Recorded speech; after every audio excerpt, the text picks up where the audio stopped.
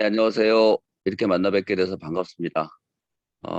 모던 어페어라는 책을 이렇게 관심을 가져주시고, 이 모임에 또 이렇게 나와주시고, 이따가 이제 질문도, 날카로운 질문도 좀 하실 거라고 이제 생각을 하는데, 굉장히 반갑고요. 그리고 이 모던 어페어라는 책, 이제 그 미니 강연을 이제 본격적으로 시작을 하겠는데, 사실은 굉장히 어떻게 보면 주제 자체가 굉장히 무겁고, 어, 뭐랄까 그 복잡하기도 하고 어떤 부분에서는 약간 또 관심을 많이 갖지 않는 분들한테는 굉장히 재미없는 분야일 수도 있습니다, 이게. 그런데 관심을 가져주셔서 너무 감사하고, 그러면 미니 강연 이제 시작하는데 책 제목 이제 그대로 ICT가 승패를 좌우한다, 모던 어페어라고 이제 했습니다. 그리고 오늘 그 미니 강연 주제에 맞게 목차를 좀 몇 개 정해봤는데, 첫 번째로 이제 4차 산업혁명 핵심 기술인 ICT의 무기체계 적용이라는 부분을 간략하게 한번 알아보고, 그런 다음에 ICT 적용 무기체계가 가지는 핵심적인 이점이 뭘까? 뭐 이 부분도 좀 우리가 알아보고, 그리고 전투 영역의 5차원화가 지금 빠르게 일어나고 있는데, 그리고 그와 동시에 이제 전투 작전의 변화도 이게 빠르게 일어나고 있어서 그 부분을 간략하게 이제 언급을 하고, 그런 다음에 그렇다면 대한민국은 지금 어느 단계에 와 있는가라는 부분에 대해서 함께 논의를 해보도록 하겠습니다. 그리고 마지막으로 이제 마무리하는 그 의미로 대한민국의 무기체계의 미래 변화 그리고 경쟁력 강화라는 주제로 간략하게 좀 논의를 해보도록 하겠습니다. 일단 그 ICT라고 하면 그 일반적으로 많은 분들이 ICT가 뭐지? 많이 들었는데 뭐 이런 얘기들 많이 하세요. 근데 IT다 그러면은 IT 그건 많이 들어봤어라고 이제 생각을 하는데, ICT라고 하면 그건 뭐지? 라고 합니다. 근데 사실은 IT의 커뮤니케이션이 더 첨가된 거를 우리가 ICT다라고 얘기를 합니다. 그래서 그 ICT가 뭐의 약자냐면 인포메이션 앤 커뮤니케이션 테크놀로지라고 해가지고 이제 그걸 줄여서 ICT다라고 얘기를 합니다. 그래서 4차 산업혁명의 가장 핵심적인 역할을 하는 것이 이제 ICT고, 그리고 그런 이제 ICT의 노른자처럼 작용하는 것이 줄여서 ICBM이라고 얘기를 합니다. 그러니까 이게 이제 대륙간 탄도미사일하고 스펠이 똑같아요, 약자가. 근데 의미는 다릅니다. 여기서 얘기하는 ICBM은 IoT, 그러니까 사물 인터넷이죠. 클라우드, 그다음에 빅데이터, 모바일 인터넷. 요거를 이제 우리가 그 앞자들을 다 줄여가지고 ICBM이다라고 얘기를 합니다.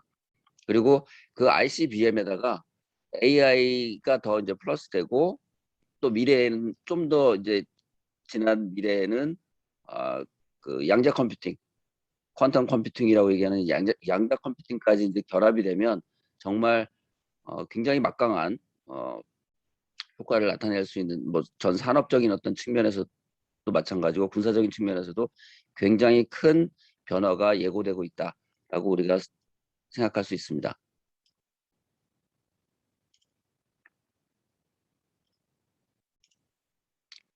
그래서 간략하게 그 국방 분야의 ICT가 적용이 됐을 때 어떤 모양일까?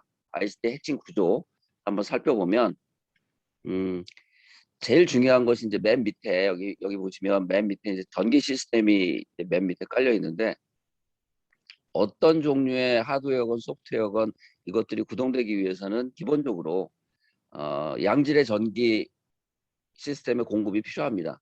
그리고 그 보안적인 어떤 차원을 더 강화시키기 위해서 블록체인 기술이 이제 적용이 될 예정이고, 그리고 그 다음으로 이제 중요한 것이 밑에 깔리는 그 인프라처럼 밑에 깔리는 것 중에 하나가 이제 그 5G 모바일 통신 시스템, 그리고 우리가 얼마 전에 이제 그 발사해서 지금 사용하고 있는 군사 위성 같은 그런 위성이죠. 그리고 앞으로 더 많은 위성을 이제 몇백 개 정도 소형화시켜서 지구상공에 이제 띄워놓고 우리가 그 활용을 할 예정이다라는 국방 발표도 있었습니다. 그래서 그런 기본적인 인프라가 밑에 깔리고, 그리고 그 위에서 이제 병사들, 뭐 그다음에 군 조달 시스템, 육해공군, 그다음에 국방부, 뭐 합참을 비롯해서 그 국방 관련된 어떤 그런 조직들, 그런 조직들, 그리고 방산기업은 물론이고 방산기업에서 만들어서 국내에서 사용하고 있는, 그리고 외국에서 수입해서 우리가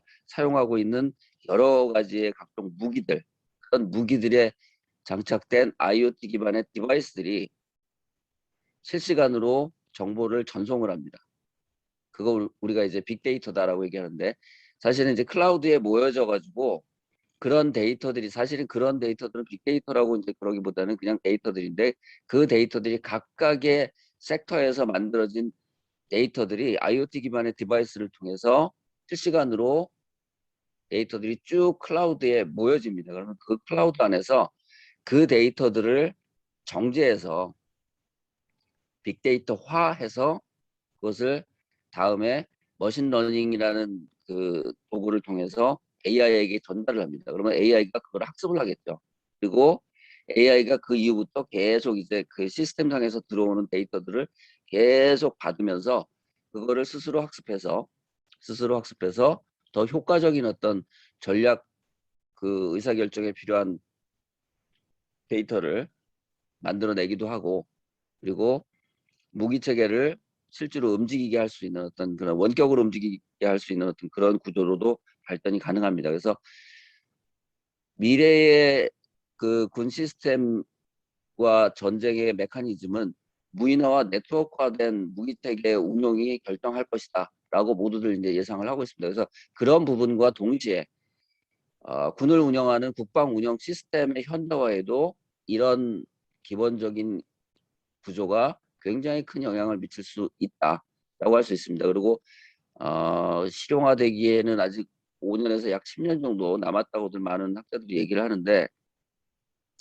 양자 컴퓨팅까지 여기 결합이 되게 되면 정말 그 우리가 스타워즈에서 보던 그런 전쟁의 양상이 실제로 우리 눈앞에서 벌어질 수 있는 그런 시대가 다가올 수 있다라고 예상을 할 수가 있겠습니다. 그래서 이제 기본적인 군사 분야에 적용된 ICT 핵심 기술을 우리가 이제 간략하게, 사실은 이 도표 하나로도 한 일주일 동안은 얘기할 거리가 있는데, 일주일 뭐 한 학기 내내 얘기할 거리가 이 안에 다 있습니다. 그런데 이제 간략하게 이제 정리를 한번 해봤고, 그런 다음에 이제 우리가 ICT가 무기 체계에 적용이 됐을 때, 그러면 무언가 이점이 분명히 있기 때문에 기존의 재래식 무기들 보다 굉장히 큰 이점들이 있기 때문에 우리가 ICT를 적용을 하게 된다라고 할 수 있는데, 그러면 그 이점들이 여러 가지가 있지만 그 중에서 가장 핵심적인 이점들 몇 가지를 한번 알아보도록 하겠습니다. 첫 번째가 정밀성입니다. ICT를 적용하면 이전의 무기 체계에서 볼 수 없었던 굉장히 정밀한 무기로 거듭날 수 있다는 얘기죠.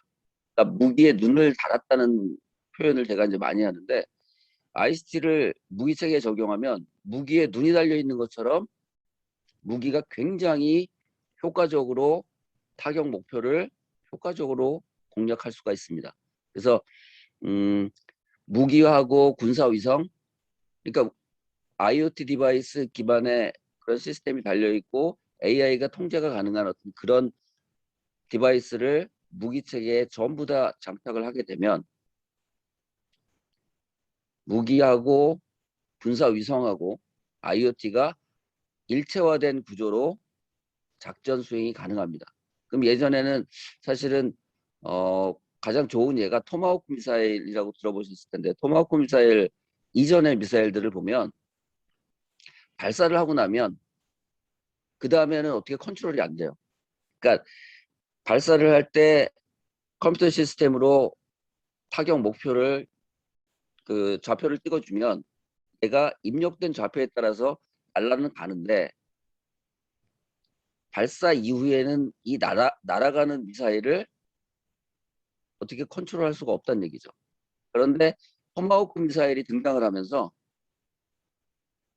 완전히 변화됐어요. 어떻게 변화됐냐면 토마호크 미사일에 눈이 달려 있습니다. 실제로 카메라 렌즈가 달려가지고 발사 이후에 얘가 날아가는 동안 계속 촬영을 합니다. 그래서 실시간으로 작전본부에 그 실시간 영상을 계속 전송을 하죠.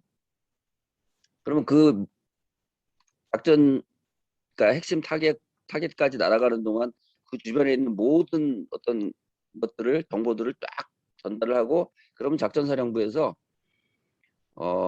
얘를 처음에 A라는 좌표를 찍어줬다면 그 A라는 좌표를 향해서 날아가는 이 토마호크 미사일이 작전본부에서 다른 첩보를 입수해 보니까 타겟 A라는 좌표를 찍었는데 그 타겟 A가 이미 어떤 이유에서건 뭐 파괴가 됐다거나 아니면 다른 이유에서 목표 타겟을 변환해야 될 때 바로 좌표를 입력하면 다른 좌표 B라는 좌표, C라는 좌표로 바로 이동을 합니다. 얘가 미사일이.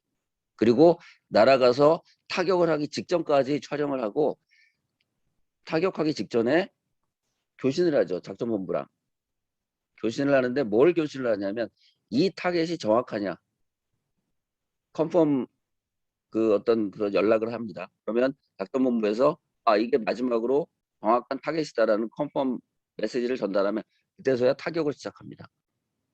그러니까 예전의 미사일과는 정말 다르죠. 얘가 날아가는 동안 작전본부랑 계속 긴밀하게 커뮤니케이션을 하고 목표 타겟을 정확하게 확인해서 정확하게 폭발을 하는 거죠. 그러니까 그러면 어떤 그 효과가 있냐면 정밀성이 증가되면서 경제성도 동시에 따라오게 되는 겁니다. 뒤에서 이제 경제성을 다시 설명을 드릴게요. 다음은 이제 은밀성입니다. 더 높이 더 혼란스럽게 하는 것이 ICT를 적용한 무기체계 가지는 굉장히 큰 장점 중에 하나입니다. 가장 좋은 예로 우리가 그 일반적으로 생각할 수 있는 건 뭐냐면 드론이에요. 드론이 솔직히 말하면 굉장히 첨단화된 최신 무기가 아니란 말이죠. 그러니까 많은 사람들이 드론 그러면 최신 무기로 생각을 하는데 드론은 굉장히 오랫동안 운용해 왔던 재래식 무기 중에 하나입니다. 그런데 이 재래식 무기가 시대가 달라지면서 ICT의 어떤 적용 범위가 점점 넓어지면서 지금 같은 그런 무시무시한 공격 무기로 정찰 무기로 변화하게 된 것이죠. 그래서 굉장히 높은 위치에서 날아가서 타격을 공격하거나 타격을 정찰하거나 그 목표 타겟을 그런 식의 어떤 그런 은밀성이 굉장히 큰 장점으로 ICT가 적용된 무기체계에서는 찾아볼 수가 있습니다. 그리고 더 혼란스럽게 한다는 의미는 뭐냐면 드론을 가지고 구현할 수 있는 공격 방법이 굉장히 많습니다. 그러니까 뭐 단순히 어떤 요인을 암살하는 데 사용한다거나 아니면 어떤 타겟을 정찰하기 위해서 사용하는 어떤 그런 용도로도 사용하지만, 또 하나 더 기술이 발달하면, 지금 그런 기술은 이미 나와 있지만 사용을 안 할 뿐이죠. 적용하면 우리가 그 은폐와 엄폐라고 얘기하잖아요. 전쟁을 할 때 보면 적의 어떤 시선을 혼란스럽게 해서 내 모습을 감추고 적을 공격하기 위한 어떤 그런 전략들을 많이 사용하는데, 그런 것들을 사람이 가진 눈을 적군들이 가지고 있는 그 눈에 일루션을 만들어내서 적들이 굉장히 혼란스럽게 만들 수 있습니다. 이게 무슨 얘기냐면 그 스파이더맨이라는 영화, 헐리우드에서 만든 스파이더맨이라는 영화에 보면 그런 장면이 나옵니다. 그 기억하고 계시는 분들도 계실 텐데 드론들이 서로 네트워크를 연결해서 굉장히 큰 형태의 존재하지 않는 어떤 그런 그 눈에 보이는 영상 비슷한 걸 만들어냅니다. 그래서 사람들을 혼란스럽게 하죠. 그게 실제로 가능합니다. 예전에 평창올림픽 할 때 우리가 하늘에서 드론으로 오륜기도 그리고 뭐 여러 가지 뭐 이런 것들을 했는데 그 기술이 그 기술입니다. 근데 그 기술들이 더 발달을 하면 스파이더맨 Far From Home이라는 그 영화에서 나왔던 그런 일루전 장면도 얼마든지 구현할 수가 있다는 거죠. 한 대로 한 사람이 모든 드론을 구현할 수가 있다는 얘기죠. 그러니까 평창올림픽에서 사용했던 하늘에 이 오륜기 그리고 뭐 했던 그 상황은 128대인가 제가 알기로는 그 128대의 드론이 서로 빛을 발사해서 이제 그렇게 했는데 128대의 드론이 구현할 수 있는 색상이 42억 개라고 그럽니다. 그러니까 이 드론 수가 더 늘어나면 당연히 구현할 수 있는 색상의 수가 기하급수적으로 늘어나겠죠. 그래서 그런 어떤 일루션을 만들어내서 적들을 혼란스럽게 할 수도 있다라고 할 수 있습니다. 또 하나는 신속성입니다.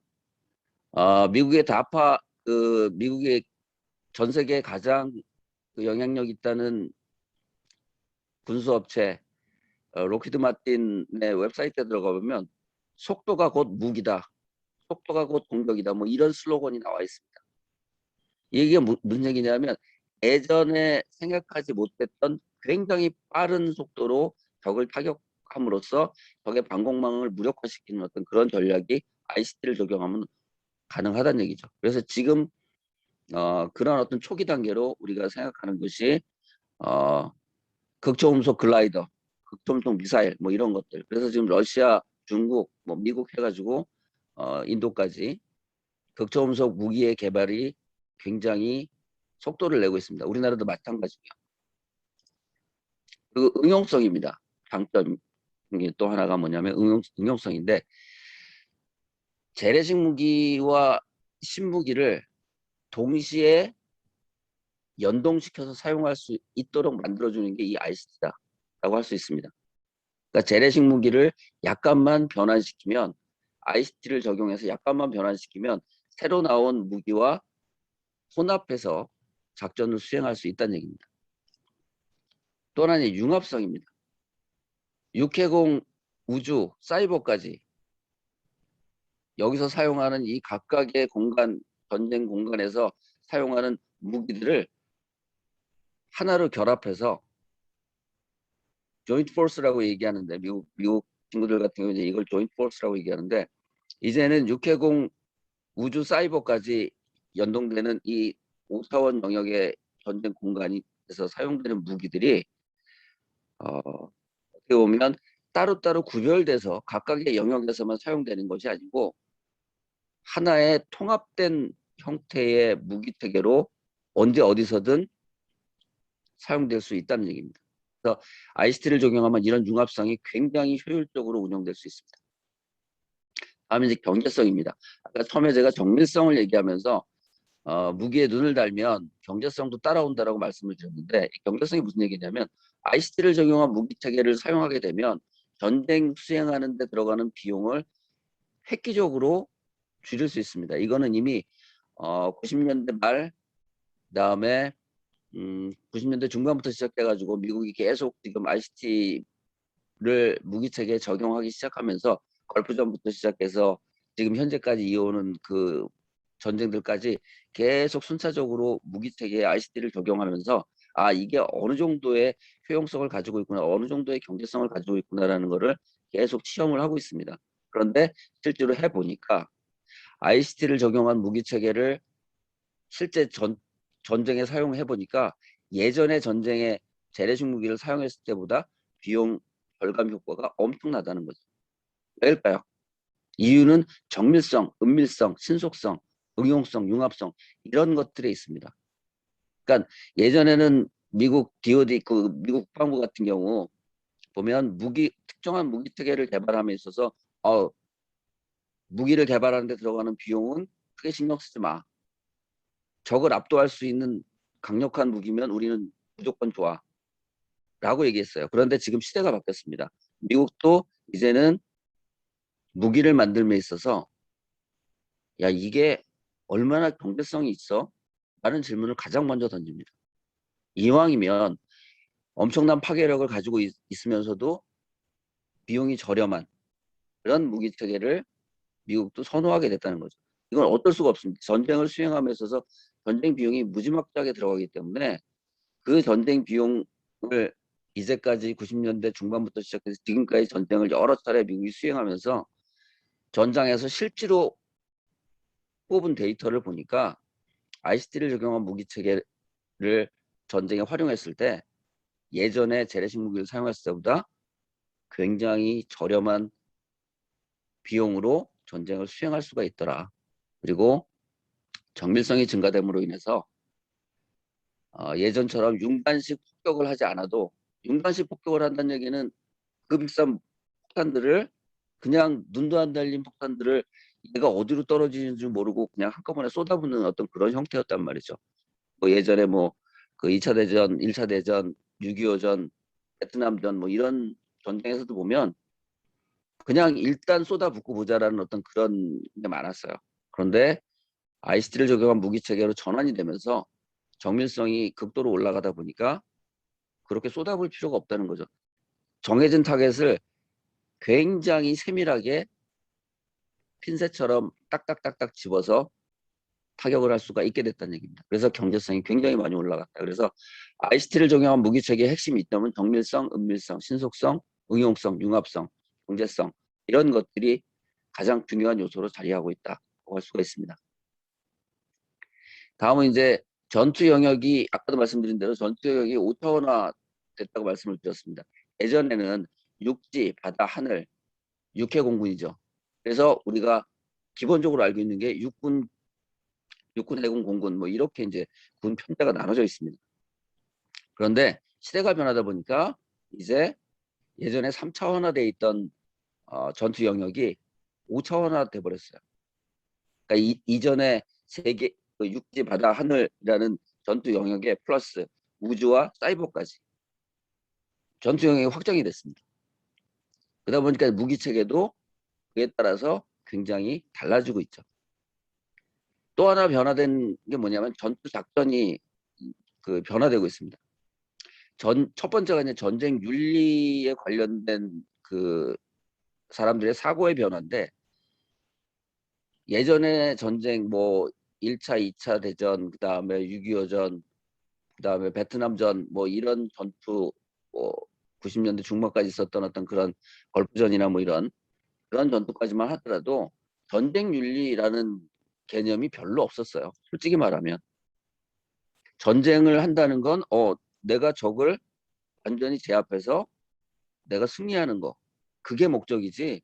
전쟁을 하면서 뭐 윤리적인 어떤 내가 이 폭탄을 떨어뜨려서 사람들이 많이 다치면 안 되는데 이 폭탄이 너무 파괴적이지 않을까 뭐 이런 생각 거의 안 했다는 거죠. 일단 내가 이기고 봐야 되겠다는 생각뿐이었겠죠. 그런데 시대가 변하면서 전쟁에 대한 윤리적 관점이 바뀌게 됩니다. 전쟁을 하는 주체들은 군인들이에요. 그렇죠?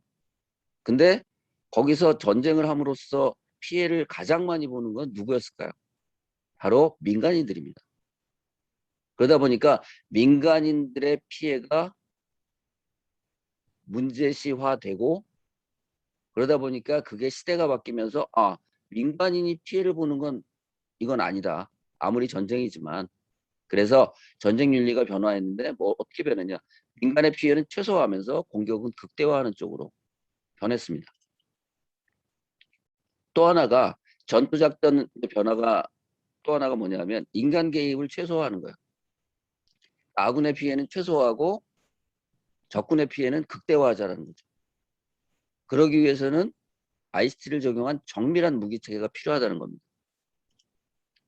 그리고 세 번째가 속도가 곧 최고의 공격이며 방어다. 이 말은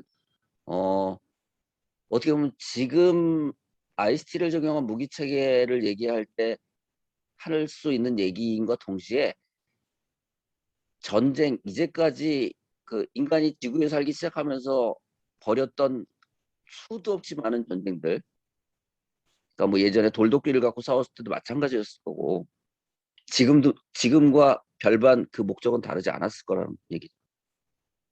보다 빨리 내가 적을 제압하려고 하는 그 전쟁이 가진 목적성은 예전이나 지금이나 똑같을 거라는 얘기예요. 그런데 그럼에도 불구하고 지금은 그 속도에 관련된 그 뭐랄까 트라우마랄까요? 그 중압감이랄까 이런 게 그 예전보다 훨씬 더 많아졌습니다. 왜냐하면 예전에는 전쟁을 해도 내가 상대보다 약간 공격의 템포가 약간 느려도 피해 보는 어떤 그 범위 자체가 굉장히 좁았단 말이죠. 그런데 이제는 무기가 고도화되다 보니까 적보다 내가 늦게 타격을 하게 되면 적한테 이미 내가 무언가를 얻어맞고 난 다음이기 때문에 복구가 안 된다는 얘기예요. 요새 나오는 어떤 그런 무기들은 어, 적군의 피해를 극대화하는 방향으로 무기를 그렇게 만들기 때문에 적보다 내가 빨리 공격을 해야지 늦게 공격하면 내 피해는 눈덩이처럼 불어날 수 있다. 그래서 요즘은 속도에 대한 민감성이 굉장히 예전에 비해 많이 올라가 있습니다. 그래서 로키드 마틴의 웹사이트에 들어가서 보시면 속도가 곧 최고의 공격이다 라고 나와 있습니다. 더 멀리, 더 빨리, 더 정확하게. 이거를 지금 굉장히 그 피해망상에 걸릴 정도로 무기 공급 회사들이 외치고 있습니다. 더 멀리 갈 수 있는 무기, 더 빨리 날아갈 수 있는 무기, 더 정확하게 적을 타격할 수 있는 무기를 찾기 위해서 엄청난 비용을 들여서 연구 개발을 하고 있습니다. 다음은 직접적인 교전보다는 전자전, 사이버전 뭐 이런 것들 공격을 우선시하는, 그래서 인명 피해가 없이 적을 아예 싸울 의지를 없애버리는 겁니다. 이거는 뭐 걸프전부터 시작해가지고 미국이 굉장히 효과적으로 사용을 했었죠. 그 그라울러라는 전자전기를 사용해가지고 전투를 시작하기 전에 그라울러가 들어가서 쭉 한번 훑고 나면 적이 사용하고 있는 방공망 전자 시스템이 전부 다 무력화됩니다. 그러니까 사실은 방공망이 없는 거나 마찬가지죠. 그러면 그 다음에 이제 폭격기가 들어가고, 폭격기가 들어가서 한번 딱 쓸고 나면 그 다음에 이제 F-35, F-22, F-15, F-16 같은 전투기들이 들어가서 정리정돈을 하고, 그리고 맨 마지막에 지상군이 들어가서 깔끔하게 청소하는 그런 어떤 형태로 전쟁이 이루어지고 있습니다. 90년대 중반 이후부터 지금까지. 그래서 인명피해 없이 적의 교전 의지를 완전히 무력화시키는 방법은 전자전, 그리고 요즘 또 새롭게 뜨고 있는 게 사이버전인데, 사이버전은 전쟁의 양상을 완전히 바꾸고 있습니다.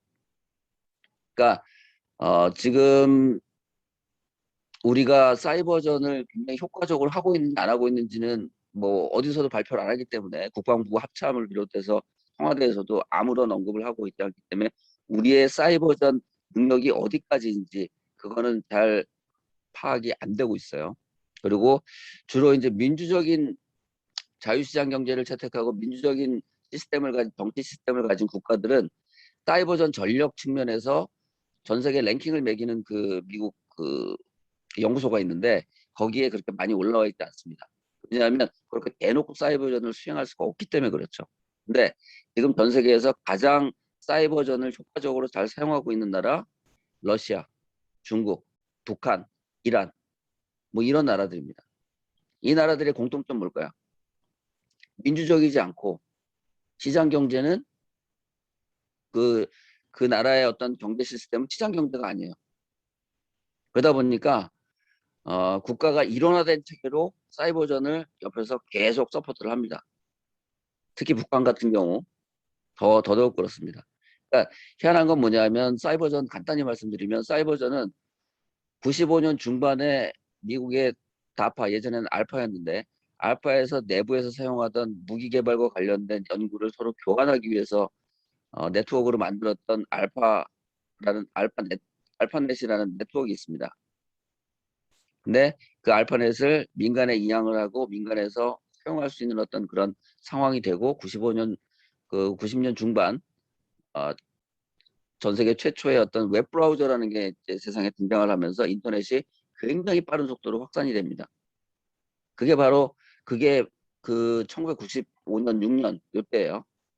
그런데 이걸 산업에 사용하는 쪽으로 굉장히 사람들이 관심이 많았는데, 러시아, 중국, 북한은 산업보다는 이걸 무기화시키는 쪽으로 관심을 굉장히 많이 보였습니다. 이거 잘만 하면 굉장히 큰 무기가 되겠는데? 라고 생각을 하고 그 연구에 박차를 가하죠.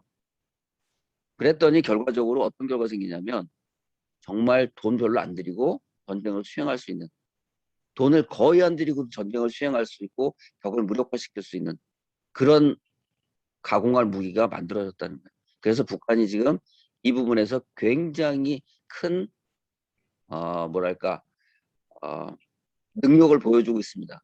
이 말이 그 어떻게 보면 어폐가 있는데 굉장히 큰 능력을 보이고 있어요. 근데 그 대상이 한국이라는 게 문제입니다.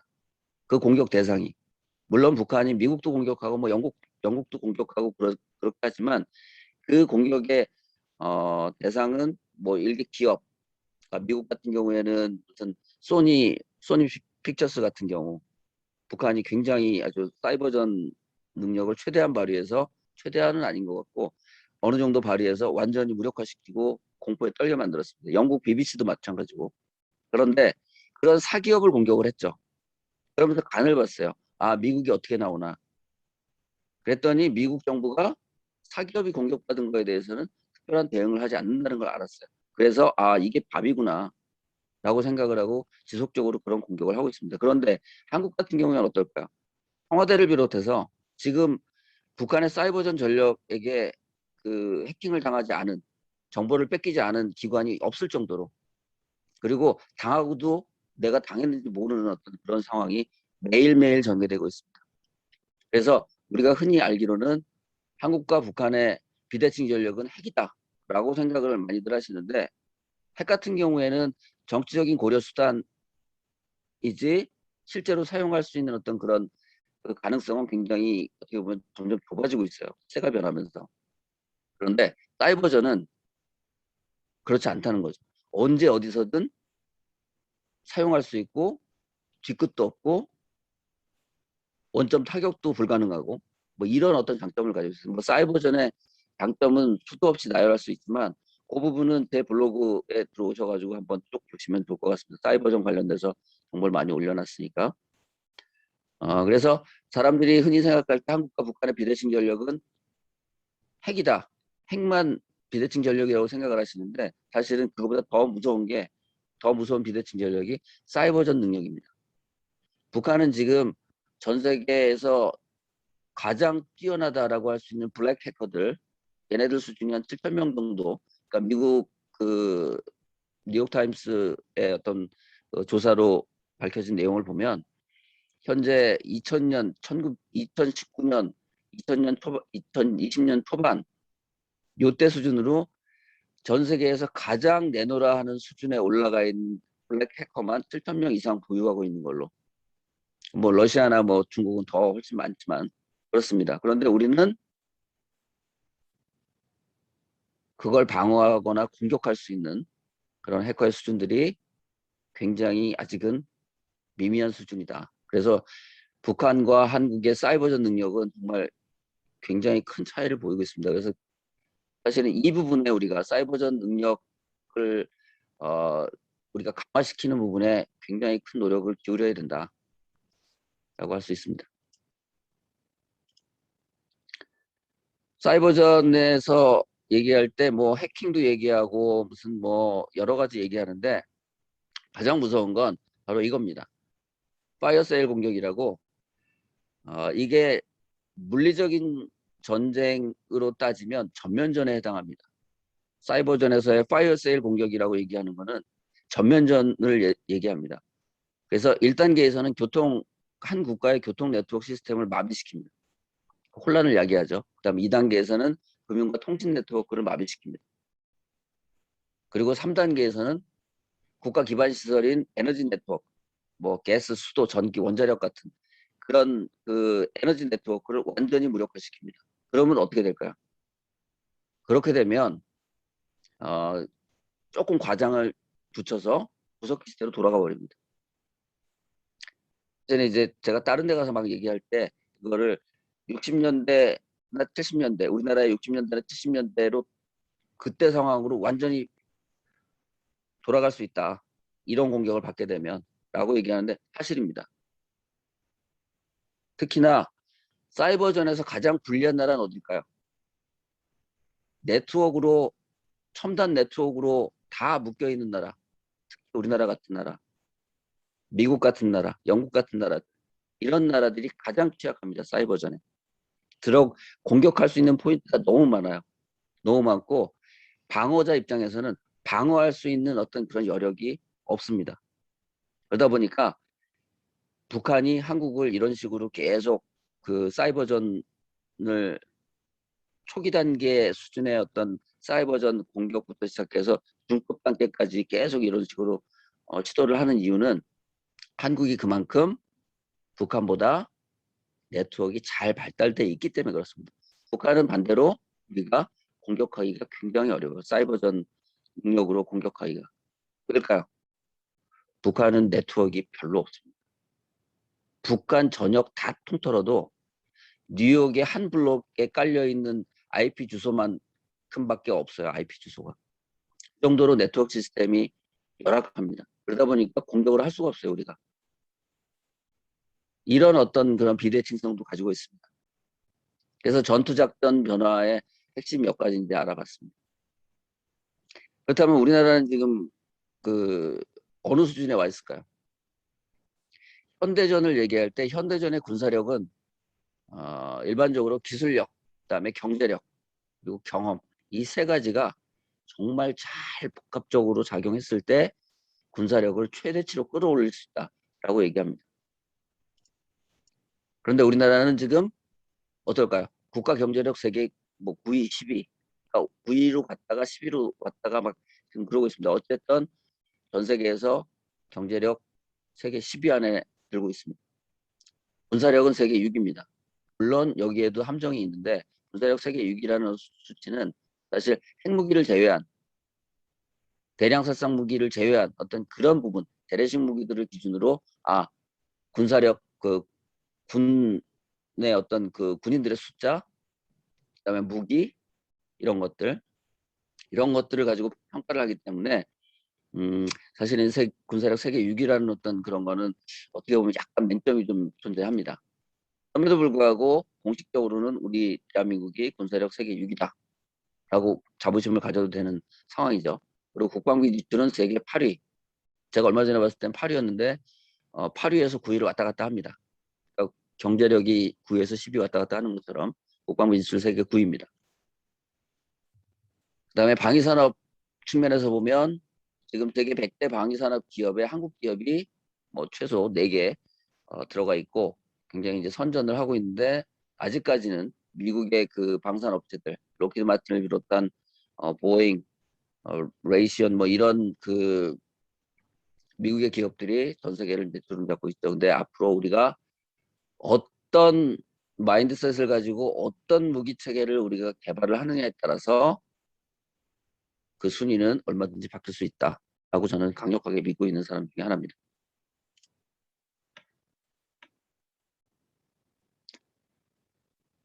그래서 간략하게 우리가 다 알고 있는 얘기지만 한국이 개발하고 있는 무기들 뭐 대표적인 이제 공군 같은 경우에는 보라매 사업을 통해서 이제 KF-21 차세대 전투기를 이제 우리가 만들었죠. 소음속 준 스텔스 전투기인데 세계 8번째로 이제 전투기를 생산할 수 있는 국가로 우리가 이제 뛰어 올랐고 그리고 이것이 사실은 뭐 여러 가지 말들이 많았지 않습니까? 야, 딴 나라는 5세대 전투기 이제 끝내고 6세대 전투기로 간다. 뭐 6세대 전투기는 무인화된 어떤 스텔스 전투기인데 우리는 이제 4.5세대를 만드느냐 뭐 이러면서 그거에 대해서 굉장히 뭐 이렇게 안 좋게 말씀하시는 분들도 많았어요. 그런데 사실은 이 4.5세대라는 게 약간 애매하긴 하지만 우리가 또 그렇게 허술하지 않지 않습니까? 대한민국이. 이거는 실제로 우리가 처음 만드는 전투기다 보니 T-50 뭐 공격기도 있긴 하지만 T-50 그 고등 훈련기니까.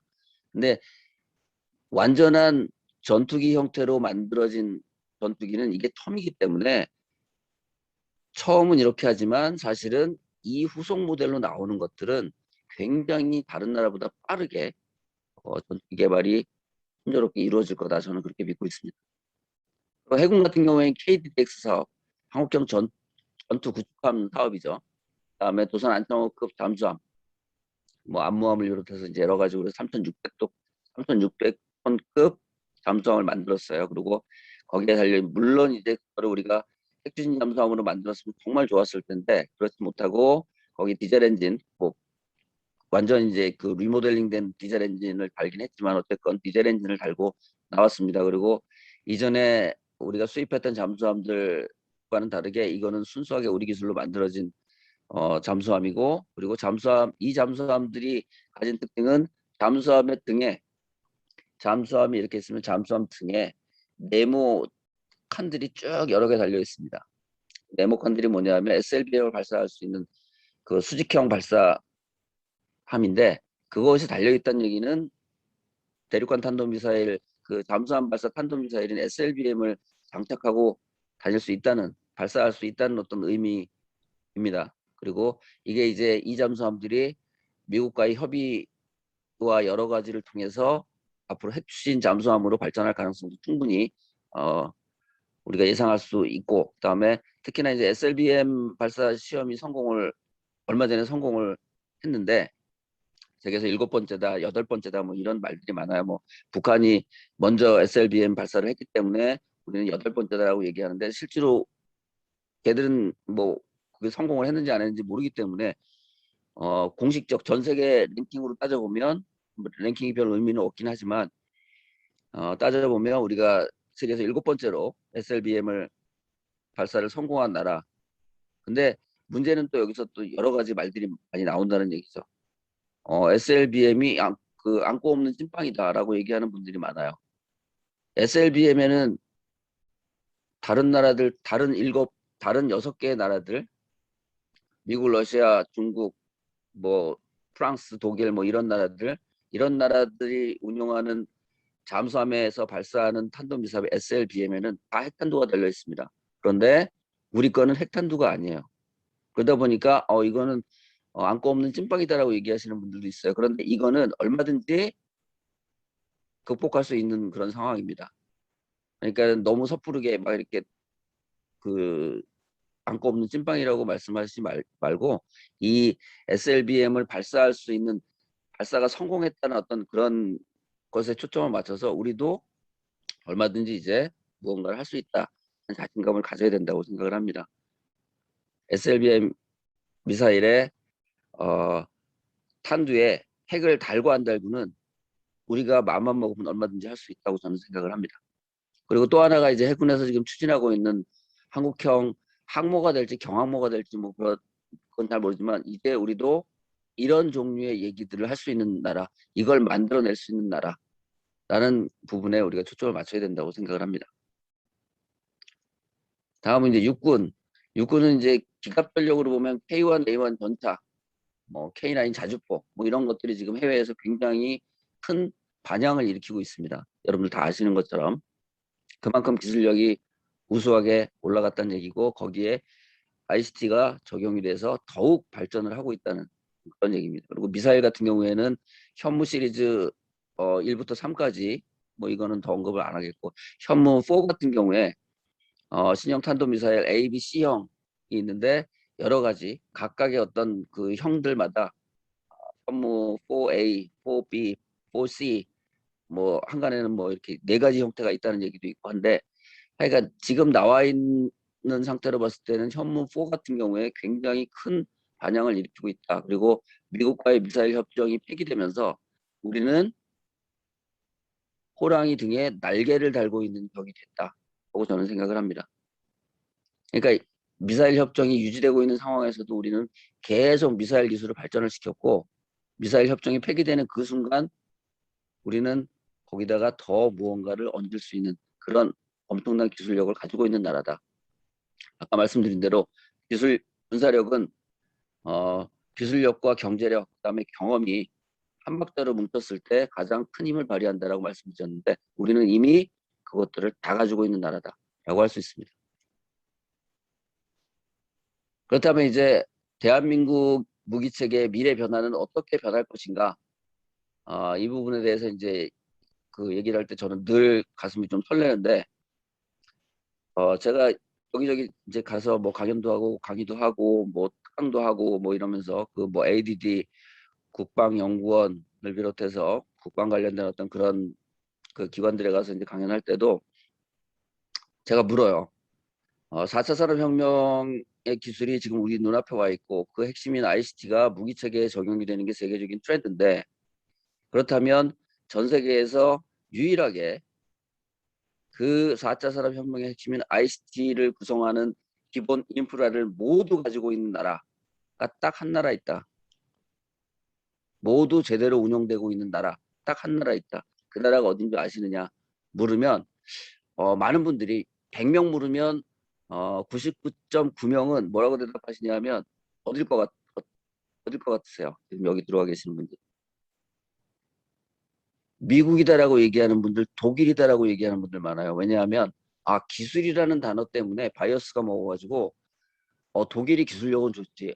미국은 또 무기 체계는 또 굉장히 또 오래전부터 엄청난 심혈을 기울인 나라고 전쟁도 많이 한 나라고 하다 보니까 그런 나라가 아닐까라고 말씀을 하시는데 아닙니다. 다 틀렸습니다. 그 유일한 나라가 대한민국입니다. 그런데 대한민국에 계시는 분들만 몰라요. 다른 나라는 지금 미국을 비롯해서 미국, 러시아, 중국 이 한반도를 둘러싼 동북아의 정세가 구한말 우리가 일본한테 치욕적인 합병을 당하던 그때 그 바로 직전 상황하고 굉장히 비슷하게 돌아가고 있습니다. 한반도를 둘러싼 강국들의 혈투가 지금 막 벌어지고 있어요. 그때도 마찬가지고 지금도 마찬가지. 1894년에 청일전쟁이 터졌습니다. 그리고 10년 후에 러일전쟁이 터졌어요. 그 전쟁이 한 번씩 터질 때마다 한반도에 존재하는 이 조그만 대한민국이라는 나라가 우리의 의지와는 상관없이 다른 나라의 의지에 의해서 우리도 모르는 사이에 무슨 뭐 조약들이 만들어지면서 우리만 어려워지는 그런 경우를 많이 겪었습니다. 특히나 청일전쟁 같은 경우에는 일본과 청나라가 전쟁을 하는데 그 피해를 가장 많이 본 나라가 한국입니다. 왜냐하면 한국에서 전쟁을 했으니까. 그러니까 이런 어이없는 경우가 생깁니다. 왜? 힘이 없었으니까.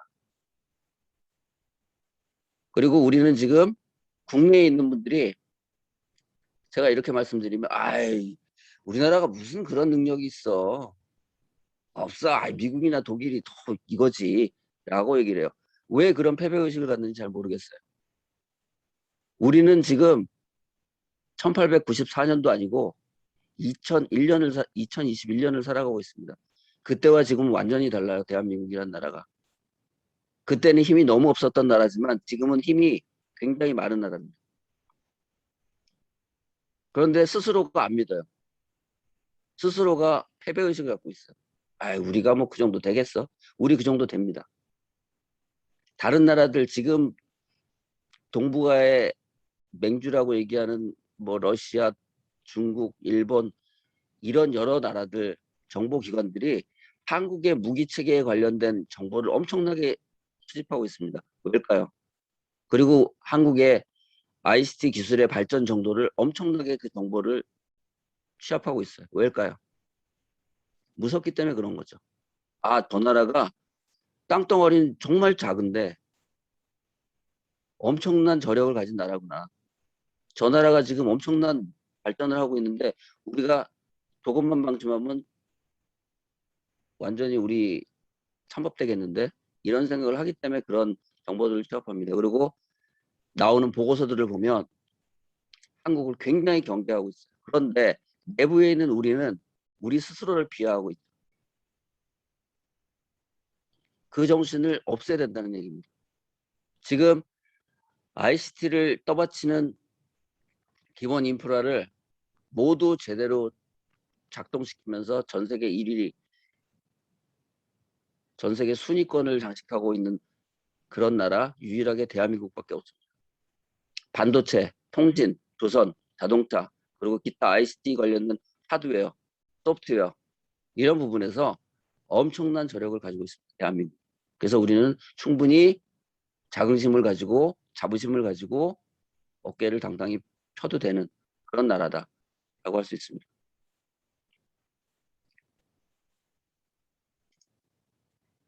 그래서 그런 것들 지금 우리가 가지고 있는 것들을 그런 인프라들을 어떻게 하면 효율적으로 활용할 수 있을까? 미래에 우리의 국력을 더 강력하게 만들 수 있을까? 이걸 생각하다 보면 인프라의 창의적인 융합을 통해서 미래를 우리가 디자인해야 된다는 겁니다. 그러니까 미국의 다파 같은 컨트롤 타워를 완성해서 종합적인 융합 인프라를 구축해서 그거를 군 무기 체계에 적용하는 거. 미국처럼 미국은 사람들이 굉장히 자유스러운 나라 뭐 이런 나라로 생각을 해요. 근데 제가 보는 눈으로는 미국이란 나라는 제가 미국에서 20년을 살다 왔지만 미국이란 나라는 거대한 하나의 요새입니다. 무기를 만들고 무기를 활용하는 거대한 요새예요. 정부부터 시작해서 민간 대학의 연구소까지 하나의 덩어리로 같이 움직입니다. 이런 게 필요하다는 거예요. 그런데 그 하나의 덩어리로 움직이게 만드는 컨트롤 타워를 누가 지금 하고 있냐면 미국의 다파에서 하고 있습니다. 다파는 연구소가 아닙니다. 그러니까 그 고등군사 연구소라고 이제 돼 있긴 하지만 연구소가 아닙니다. 연구시설이 하나도 없어요. 다파 빌딩에 가보면 연구시설이 하나도 없습니다. 얘들은 국가에서 받은 예산을 정말 적재적소에 분배하는 역할을 합니다. 그 역할을 통해서 미국이란 나라에 있는 모든 연구소, 민간 연구소들, 우리가 흔히 알고 있는 저거는 무기랑은 별로 상관없는 연구소 같은데 라고 생각하는 MIT의 미디어 랩이라는 연구소가 있습니다. 굉장히 유명한 연구소인데 그 미디어 랩까지도 이 다파에서 다 예산 나눠주면서 새로운 무기 체계를 만들어가고 있습니다. 하나만 놓고 보면 이거는 무기로 사용할 수가 없는 건데 라는 거를 이것저것 하나로 융합해버리면 그게 엄청난 무기가 되는 그런 것들이 굉장히 많습니다. 근데 그런 것들을 앞에서 총괄 지휘 감독합니다. 그러면서 전 세계 무기체계 시장에서 1등을 계속 달리고 있고 전 세계에서 전 세계를 컨트롤하는 어떤 뭐 경찰 국가라는 이미지를 아직도 갖고 있습니다. 강한 군사력을 바탕으로. 그래서 이걸 종합하면 4차 산업혁명의 핵심인 ICT를 무기체계에 어떻게 적용하느냐, 얼마나 적용하느냐, 얼마나 창의적으로 적용하느냐에 따라서 미래 국방력과 무기시장에서의 영향력이 완전히 바뀔 수 있습니다. 그러니까 이제까지 중위권 무기시장이나 국방력 차원에서 중위권 수준에 머물렀던 나라 그리고 최상위권에 머물렀던 나라가 위치가 완전히 바뀔 수 있다는 얘기죠.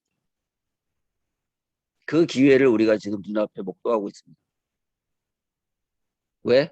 우리는 이런 모든 ICT의 기본 인프라를 제대로 잘 가지고 있는 유일한 나라이기 때문에 그렇습니다.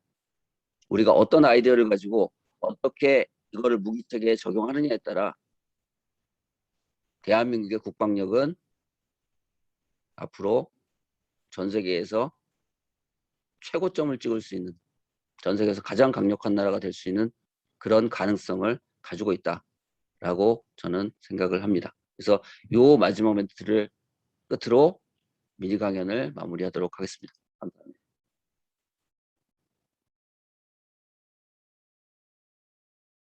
대책 맨 마지막에 보면 그런 문구를 적었습니다. 힘이 없는 나라의 외침은 그 누구도 들어주지 않는다.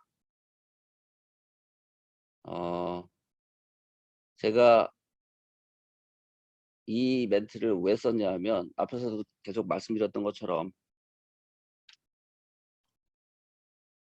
개인도 마찬가지고 나라는 더더욱 마찬가지입니다. 근데 그 나라는 그 안에 살고 있는 국민들이 개개인이 또 그 삶에 연동이 되기 때문에 나라가 힘들면 국민들이 힘들어요. 그죠? 그리고 그 모든 피해는 고스란히 국민들한테 돌아갑니다. 전쟁이 터져도 마찬가지고 전쟁이 안 터져도 마찬가지고 지금 중국을 비롯해서 러시아, 뭐 중국, 일본, 뭐 인도, 미국, 호주 뉴스에 계속 나오는 나라들이잖아요. 뭐 쿼드니 뭐니 해서 중국의 어떤 그 태평양 진출을 막기 위해서 미국이 쿼드라는 걸 만들어서 지금 저걸 하고 있고 그러다 보니까 어쨌건 간에 힘 있는 나라들끼리 모여 무언가를 하려는 어떤 그런 움직임을 보이고 있습니다. 그런데 우리 같은 경우에는 그 핵심에 있는 나라임에도 불구하고 아무런 리액션을 취하지 않고 있죠. 근데 예전하고는 다르게 이제 우리가 힘이 있다 보니까 그런 어떤 것들을 잘 뭐랄까 이 영어로 얘기하면 매니퓰레이트 한다고 얘기하는데 조정할 수 있는 어떤 그런 그런 나라였으면 좋겠다. 그리고 힘이 있는 만큼 우리의 목소리를 대외적으로 내고, 그리고 우리의 문제이기 때문에 동북아에서 일어나는, 한반도에서 일어나는 모든 문제는 우리의 문제이기 때문에 우리의 목소리가 가장 우선시되는 그런 상황을 우리 스스로가 만들어가는 게 가장 바람직하지 않을까. 예전에는 그런 목소리를 내지 못해서 나라가 다른 나라에 뺏기는 굴욕도 감수했었고, 내 나라에서 남의 나라 전쟁이 치러지면서 피바다가 됐었던 적도 있고, 여러 가지 어떤 아픈 역사를 가지고 있는 대한민국이 이제는 그런 아픈 역사에서 벗어나서 패배의식보다는 승리의 함성을 지를 수 있는, 2002년 월드컵에서 우리가 붉은 악마를 외쳤던 그런 패기를 가지고 앞으로 나갈 수 있는 그런 나라가 됐으면 좋겠습니다. 그리고 이 책을 통해서 이 책에 있는 내용이 모두 다가 아니지만 이 책을 통해서 무언가 느끼고 생각하고 행동할 수 있는 어떤 그런 작은 밑거름이 됐으면 좋겠다, 이런 생각을 하면서 오늘 클로징 멘트를 마무리하도록 하겠습니다. 오늘 이렇게 참석해 주셔서 너무 감사드리고 이 자리 마련해 주셔서 너무 감사합니다. 감사합니다.